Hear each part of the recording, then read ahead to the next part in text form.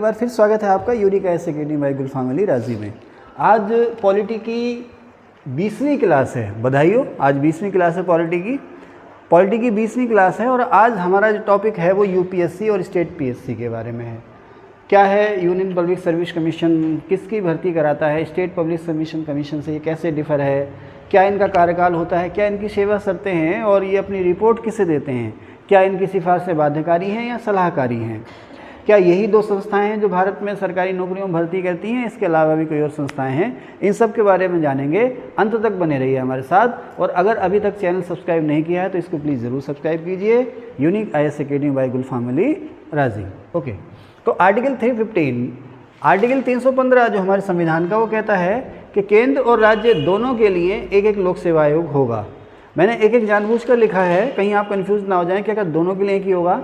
Article 315 केंद्रीय लोक सेवा आयोग, जिसे आप आजकल कहते हैं संघ लोक सेवा आयोग, उसका और राज्य लोक सेवा आयोग दोनों का जिक्र करता है। एक ही में 315 में ही है कि लोक सेवा आयोग होगा केंद्र के लिए अलग और राज्यों के लिए अलग। ओके, तो अब लोक सेवा आयोग का नाम हमने केंद्र के क्या दे दिया है, यूपीएससी या यूनियन पब्लिक सर्विस कमीशन, और राज्य में हम उसे प्रोविंशियल सर्विस कमीशन या प्रांतीय लोक सेवा आयोग या पीएससी कहते हैं। ओके, तो अगर आपसे कोई पूछे कि लोक सेवा आयोग या संघ लोक सेवा आयोग का उल्लेख किस आर्टिकल में है, तो 315 में।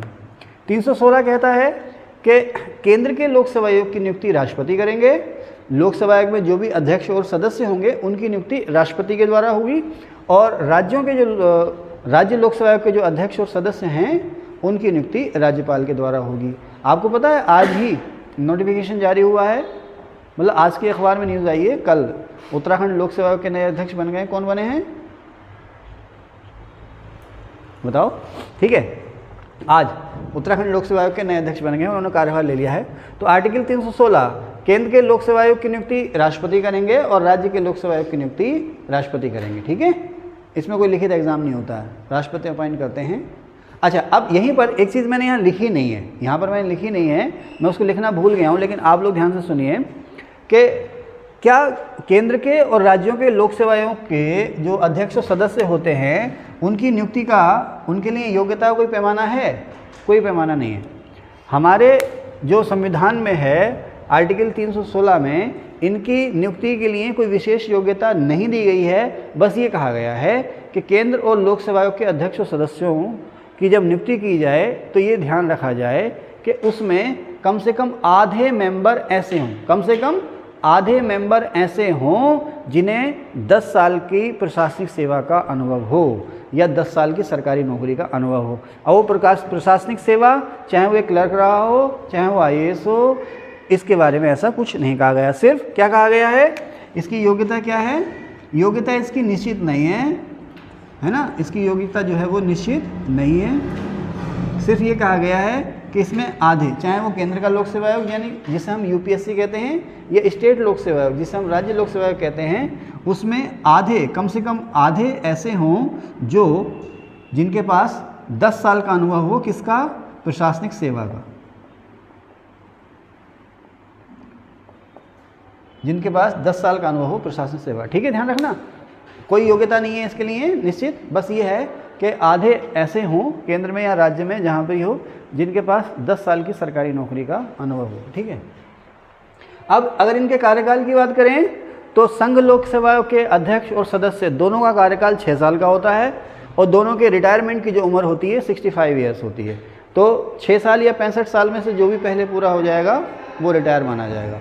ध्यान रखना, यूपीएससी में अध्यक्ष और सदस्य दोनों का, जैसे कैग में है ना, कैग में कार्यकाल क्या है 6-65, उसी तरह से यूपीएससी में भी 6-65, रट्टा लगा लो, कैग और यूपीएससी 6-65, कार्यकाल अधिकतम 6 वर्ष या 65 साल की उम्र, जो भी पहले आ जाए। दूसरा, अब यही बात है स्टेट लोक सेवा आयोग एसपीएससी, इनकी क्या कार्यकाल है, तो इनका है 6-62। ध्यान रखना, संघ लोक सेवा आयोग बड़ा हुआ तो 65 साल दे देते हैं, ये छोटा हुआ है तो इसे 62 साल दे देते हैं। इन्हें 62 साल क्यों दे रहे हैं, उन्हें 65 साल क्यों दे रहे हैं, अभी बताऊंगा आपको। तो दोनों का कार्यकाल 6 साल का ही है, यूपीएससी में 65 साल रिटायरमेंट और लोक सेवा आयोग में अध्यक्ष और सदस्यों का दोनों का ही रिटायरमेंट 62 साल का। ठीक है ना, 62 ईयर का। आमतौर पर हमारे यहाँ सरकारी नौकरियों में रिटायरमेंट जो है वो 60 साल का है, लेकिन यूपीएससी में 6-65 और स्टेट पीएससी में 6-62। ठीक है, अब ये हो गया। अब आर्टिकल 317 है कि इनको पद से कैसे हटाया जाएगा। इनको पद से कैसे हटाया जाएगा या इनको सस्पेंड कैसे किया जाएगा उसके बारे में जानकारी दी गई है। पद से इन्हें कैसे हटाया जाएगा या इन्हें सस्पेंड वगैरह कैसे किया जाएगा इसके बारे में जानकारी दी गई है। कल मैंने आपको एक बताया था कि प्रिंसिपल ऑफ प्लीजर, राष्ट्रपति के प्रसाद पर्यंत का सिद्धांत। बहुत सी सारी सरकारी नौकरियां हैं या राज्यपाल जैसे पद हैं या केंद्र के मंत्री हैं, तो राष्ट्रपति जब चाहे इन्हें हटा सकते हैं बिना किसी कारण के, तो इसे कहते हैं प्रसाद पर्यंत सिद्धांत, है ना। तो यूपीएससी और स्टेट पीएससी में क्या राष्ट्रपति और राज्यपाल के प्रसाद पर्यंत का सिद्धांत लागू होता है? नहीं होता है। इन्हें आप अपनी मर्जी से नहीं हटा सकते। तो क्या इन पर महाभियोग लगता है? ध्यान रखना, इन पर महाभियोग नहीं लगता है। जो महाभियोग की कार्रवाई है ना, जो सुप्रीम कोर्ट, हाई कोर्ट के जज और राष्ट्रपति के खिलाफ जो प्रोसेस लगता है उनको हटाने के लिए, वो प्रोसेस फॉलो नहीं होता है। लेकिन इन्हें भी हटाने के लिए एक स्पेशल प्रोसेस फॉलो करना पड़ता है। वो क्या है? आसिया बताएंगी? हैं? बीए में पॉलिटिकल साइंस पढ़ी तो बताओ फिर, चले हम बता दें। तो इसमें हमारे, हाँ इमरान जी बताएंगे क्या है, कैसे हटाया जाता है यूपीएससी के अध्यक्ष और सदस्य और स्टेट पीएससी के अध्यक्ष और सदस्यों को? याद नहीं आ रहा? पांडे जी आप बताएं। ओके, गौतम, ओहो, राबिया, वेरी गुड, शाबाश। तो फिर जॉब क्यों नहीं लग रही तुम्हारी? है तो इसका तरीका ये दिया गया है कि जो है संघ लोक सेवा के अध्यक्ष सदस्य उनको भी और राज्य लोक सेवा के अध्यक्ष और सदस्य उनको भी उनके पद से तभी हटाया जाएगा जबकि सर्वोच्च न्यायालय, सुप्रीम कोर्ट इसकी जांच करे कि इन पे जो आरोप लगे हैं वो सही हैं। ठीक है ना। सर्वोच्च न्यायालय इन आरोपों की जांच करके उन्हें प्रमाणित कर दे कि आरोप सही हैं। उसके बाद फिर राष्ट्रपति सिग्नेचर करेंगे उनको हटाने के लिए।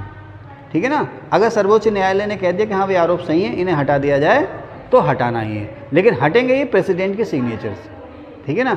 अब सुप्रीम कोर्ट ने सिफारिश भेज दी कि हाँ भाई आरोप सही है, इनको हटा दिया जाए।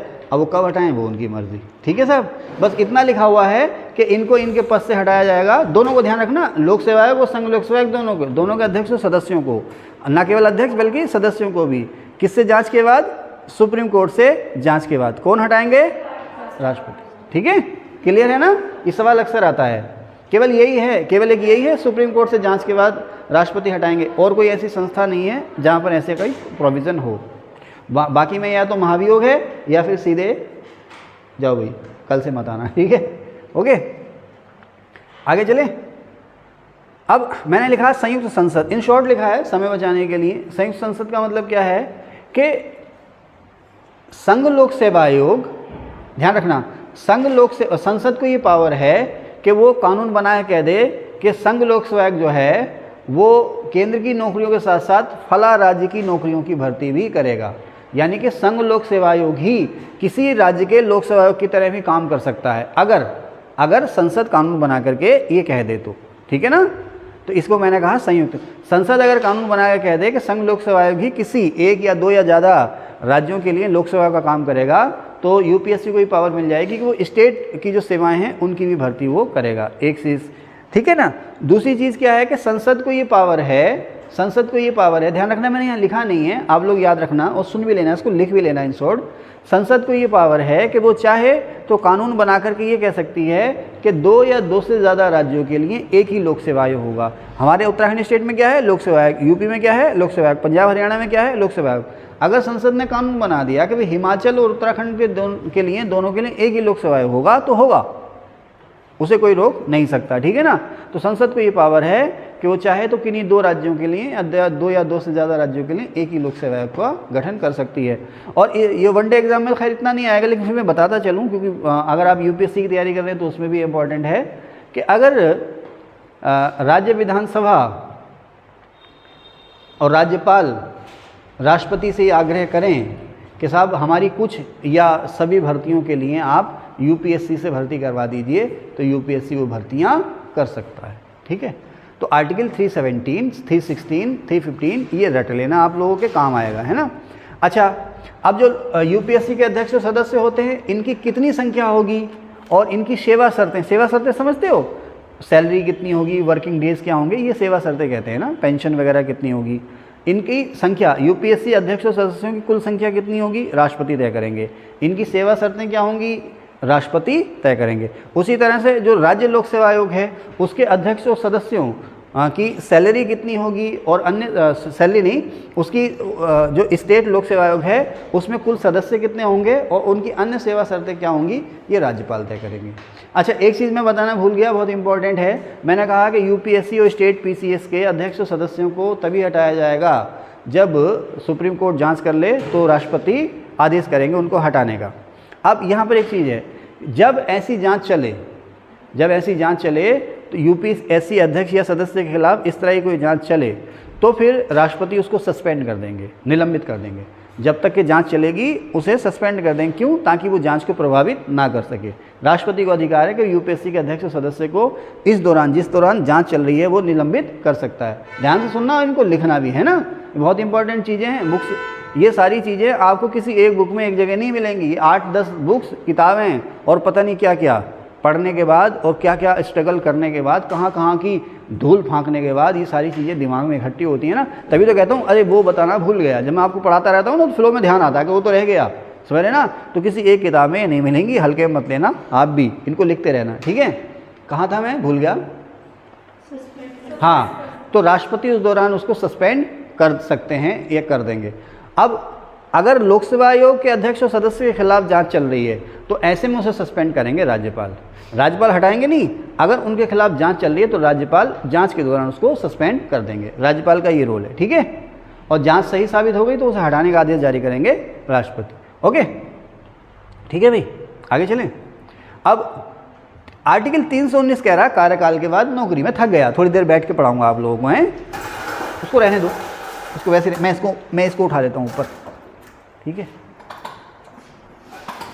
ठीक हो रहा है, दिख रहा हूँ उसमें, हैं, ठीक आ रहा है, ओके।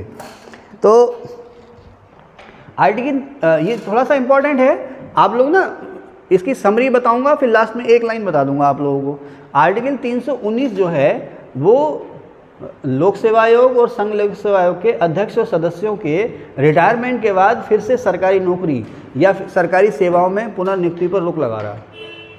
आर्टिकल 319 संघ लोक सेवा के अध्यक्ष और सदस्य और राज्य लोक सेवा के अध्यक्ष और सदस्यों की पुनर्नियुक्ति या रिटायरमेंट के बाद नियुक्ति पर रोक लगा रहा है। अब जैसे मान लीजिए इनका कार्यकाल पूरा हो गया, 6 साल का कार्यकाल पूरा हो गया, एज बची है, तो जो राज्य लोक सेवा के सदस्य जो हैं, ध्यान रखना, सुनो, आप लोग लिखते रहिए, मैं धीरे धीरे बोलूँगा, आप लोग लिखते भी रहना, कान मेरी तरफ रखो और पेन चलाते रहो। कार्यकाल पूरा हो गया तो राज्य लोक सेवा के सदस्य अपने ही लोक सेवा आयोग में अध्यक्ष बन सकते हैं। ध्यान रखना, राज्य लोक सेवा आयोग के सदस्य अपने ही लोक सेवा आयोग में अध्यक्ष बन सकते हैं या किसी दूसरे राज्य के लोक सेवा आयोग में अध्यक्ष बन सकते हैं। अपने ही राज्य लोक सेवा आयोग में अध्यक्ष बन सकते हैं या किसी दूसरे राज्य लोक सेवा आयोग में अध्यक्ष बन सकते हैं। ध्यान रखना, सदस्य नहीं, अध्यक्ष बन सकते हैं। सदस्य से क्या बनेगा, अध्यक्ष बन सकता है, ठीक है। या वो संघ लोक सेवा आयोग में सदस्य बन सकता है। क्या बन सकता है, सदस्य। अपने ही राज्य में या किसी दूसरे राज्य के लोक सेवा आयोग में अध्यक्ष बन सकता है या संघ लोक सेवा आयोग में सदस्य बन सकता है। ओके, किसकी बात हो रही है, ये स्टेट पीएससी के मेंबर की। अच्छा, अब जो स्टेट पीएससी का जो अध्यक्ष है, स्टेट पीएससी का जो अध्यक्ष है वो संघ लोक सेवा आयोग में या तो मेंबर बन सकता है या उसका अध्यक्ष बन सकता है। किसी अन्य राज्य में ना तो वो मेंबर बनेगा ना अध्यक्ष बनेगा। राज्य लोक सेवा आयोग का जो अध्यक्ष है वो रिटायरमेंट के बाद संघ लोक सेवा आयोग में अध्यक्ष या सदस्य बन सकता है, केवल। इसके अलावा किसी दूसरे राज्य लोक सेवा आयोग में ना तो अध्यक्ष बन सकता है और ना सदस्य बन सकता है। और लोक सेवा आयोग का जो सदस्य है वो संघ लोक सेवा आयोग में सदस्य या अध्यक्ष बन सकता है, किसी दूसरे राज्य लोक सेवा आयोग में अध्यक्ष बन सकता है, अपने ही लोक सेवा आयोग में या किसी दूसरे लोक सेवा आयोग में सदस्य नहीं बन सकता, ठीक है। अब संघ लोक सेवा आयोग की बात करें तो संघ लोक सेवा आयोग के जो सदस्य हैं, संघ लोक सेवा आयोग के जो सदस्य हैं वो अपने ही लोक सेवा आयोग में अध्यक्ष बन सकते हैं। संघ लोक सेवा के जो सदस्य हैं वो अपने ही लोक सेवा आयोग में अध्यक्ष बन सकते हैं रिटायरमेंट के बाद। और जो संघ लोक सेवा का अध्यक्ष है उसे कोई सरकारी नौकरी अब नहीं मिलेगी, है ना, ठीक है। तो आर्टिकल 319, तो कहने का मतलब ये है कि जो स्टेट लोक सेवा आयोग का जो सदस्य है वो अपने ही राज्य में या किसी दूसरे राज्य में अध्यक्ष बन सकता है या संघ लोक सेवा आयोग में सदस्य अध्यक्ष बन सकता है। राज्य लोक सेवा आयोग का अध्यक्ष केवल संघ लोक सेवा आयोग में अध्यक्ष या सदस्य बन सकता है, और संघ लोक सेवा आयोग का सदस्य अपने ही आयोग में अध्यक्ष बन सकता है, और अध्यक्ष की पुनर्नियुक्ति पर, संघ लोक सेवा के अध्यक्ष की पुनर्नियुक्ति पर रोक है। ठीक है, आगे चलते हैं। आर्टिकल कौन सा? 319 इस बात को कह रहा है। अच्छा, संघ लोक सेवा आयोग के अध्यक्ष और सदस्यों के वेतन भत्ते और इनके जो कार्यालय के खर्च हैं वो सब भारत की संचित निधि पर भारित हैं, चार्ज हैं। और ये क्या होता है मैं बता चुका हूँ आपको ये। और जो राज्य लोक सेवा के अध्यक्ष और सदस्य हैं इनके वेतन भत्ते और पेंशन राज्य लोक सेवा आयोग की संचित निधि राज्य की संचित निधि पर भारित हैं। इसके अलावा ये यूपीएससी और पीएससी जो है सलाहकारी संस्थाएं हैं। सलाहकारी संस्थाएं एडवाइजरी है। इसका मतलब क्या है? इसका मतलब ये है कि सरकार के लिए इनकी सलाह मानना जरूरी नहीं है। इन्होंने एग्ज़ाम कराया और रिज़ल्ट जारी कर दिया, सरकार को भेज दिया कि ये लोग अपॉइंट हो गए हैं, इनको आप नौकरी दे सकते हो। कभी कभी ऐसा हो भी जाता है कि सरकार किसी खास को नौकरी नहीं देती है, उसकी कोई वजह रही होगी, है ना। लेकिन आम तौर पर रिवाज यही है कि कोई बहुत बड़ा एक्सेप्शन ना हो तो सरकार इनकी सिफारिश मानती है। हाँ भाई फाइल आ गई, इनको नियुक्त करना है, करो। होता है ना पुलिस वेरिफिकेशन, उसके बाद भाई यूपीएससी या पीएससी ने रिकमेंडेशन कर दी कि भाई इनको नौकरी दो, लेकिन पुलिस वेरिफिकेशन पता लगा आप तो अपराधी थे, है ना, तो वहाँ पर सरकार आपको नौकरी नहीं देगी। इसीलिए जो लोग पढ़ते हैं वो झगड़े से बचते हैं। देखो झगड़े से, देखो जब आप तैयारी करते हैं ना तो आपको समझा दिया जाता है, देखो अगर आपके चरित्र पर दाग लग गया, एफआईआर हो गई, मुकदमा चल गया, तो फिर नौकरी में दिक्कत हो जाएगी, नौकरी में दिक्कत हो जाएगी। तो आप वहाँ डरते हो झगड़े से। उसके बाद जब नौकरी मिल जाती है आपको, फिर सैलरी आने लगती है। अच्छा, अभी तो बिल्कुल फक्कड़ थे बेरोजगार, जेब में 1 रुपया नहीं टॉफ़ी के लिए, कैंडी के लिए, है ना भाई। होता है ना बेरोजगारी में, ये तो होता है, घर वालों से मांगने में शर्म लगती है, फिर अचानक पैसा आने लगता। अच्छा, जैसे ही सैलरी, एक चुटकुला मैंने पढ़ा था ना कि जब अभी आप बेरोजगार हो तो घर के कोने में पड़े हो, जब भी आप बेरोजगार हो, घर पे बोझ हो, तो घर के कोने में पड़े हो, और जैसे ही आपको सैलरी मिलने लगी, अरे आप बड़े महत्वपूर्ण हो जाते हो। वही गुलफाम, हाँ बता, तू ही बता क्या करें इसमें। तो आपको बड़ी हैरानी होती है, यार क्या हो गया। 1 साल तक तो आपको यकीन ही नहीं आता ये हो क्या रहा है। गुलफाम ये कर लें क्या, गुलफाम वो कर लें क्या, भाई यार ये हो क्या रहा है, मेरी इंपॉर्टेंस इतनी जल्दी कैसे हो गई। भैया वो सैलरी आने लगी तुम्हारी अचानक से, है ना, है ना। 2-3 साल फिर जम के खर्च होती है, कार का लोन, घर का loan, house loan, home loan, education loan, पता नहीं कौन कौन से लोन, यहाँ पर इन्वेस्टमेंट, वो प्लाट खरीद लूँ, ये प्लाट खरीद लूँ, फिर ध्यान जैसे सैलरी 50 है तो 50 गुणा 2 1 लाख कर लूँ, समझ गए ना, 50 गुणा 2 1 लाख हैं। मैं और मेरी 2 सैलरी, समझ गए ना, है भाई। किसी पढ़ी लिखी और बारोजगार महिला शादी कर लूँ, खर्चे और बढ़ गए। अब झगड़े से डरेगा, क्यों डरेगा? अगर झगड़ा कर गया, 24 घंटे लॉकअप में रहा तो निलंबन हो जाएगा, सस्पेंड हो जाएगा, सैलरी रुक जाएगी। तो इसलिए सरकारी आदमी, नौकरी पेशा आदमी नहीं लड़ता। और जो सड़क के दबंग होते हैं ना, दबंग समझ गए ना, वो समझते हैं हमसे डर गया। लेकिन भाई हम पहले नौकरी पाने के लिए बचते हैं आपसे, और फिर नौकरी पाने के बाद उसको बचाने के लिए बचते हैं आपसे, है ना। और सोचते हैं रिटायर हो जाएंगे तो देखेंगे तुम्हें, रिटायर हो जाएंगे तो देखें तुम्हें। जब रिटायर हो जाता है तो हम मोक्ष को प्राप्त कर लेते हैं, है ना। मैं छोड़ो क्या रखा झगड़े में, अच्छा भाई आपने गाली देनी है दे लो, मारना है मार लो, ये होता है ना। चलें आगे। तो नई नई लड़की होती है ना, उसकी शादी होती है तो घर में से नहीं निकलती, बाहर मोहल्ले में अगर घर वालों का झगड़ा हो रहा ना फिर भी नहीं निकलेगी, बाहर अंदर ही दरवाजे से देखती रहेगी कौन पिट रहा है, किसे पीट रहे हैं, रोती रहेगी।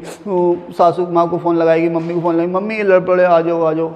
लेकिन कुछ समय बाद वो घर में से लठ निकाल के बाहर सड़क पे सीना तान के मर्दों से आगे खड़ी होती है, आ जाओ मैं देखूँगी कौन है। लेकिन तब तक वो सास बन चुकी होती है। क्या बन चुकी होती है? सास। हाँ ठीक है, चलें मैं आगे। ओके, तो ये निपट गया, सब निपट गया। हाँ, लास्ट ये था कि अपनी रिपोर्ट, है ना, सास बन चुकी होती है ना, तो ये अपनी रिपोर्ट किसे देंगे? रिपोर्ट किसे देंगे? ये अपनी संघ लोक सेवा आयोग राष्ट्रपति को अपनी रिपोर्ट देगा, और राज्य लोक सेवा आयोग राज्यपाल को अपनी रिपोर्ट देगा। और वो रिपोर्ट क्या करेंगे? घर में फाइल में रख देंगे ना। राज्यपाल उस रिपोर्ट को विधानसभा में रखेगा और राष्ट्रपति उस रिपोर्ट को रखेंगे कहाँ पर? संसद में। ठीक है, तो आज की क्लास में बस इतना ही। Thank you.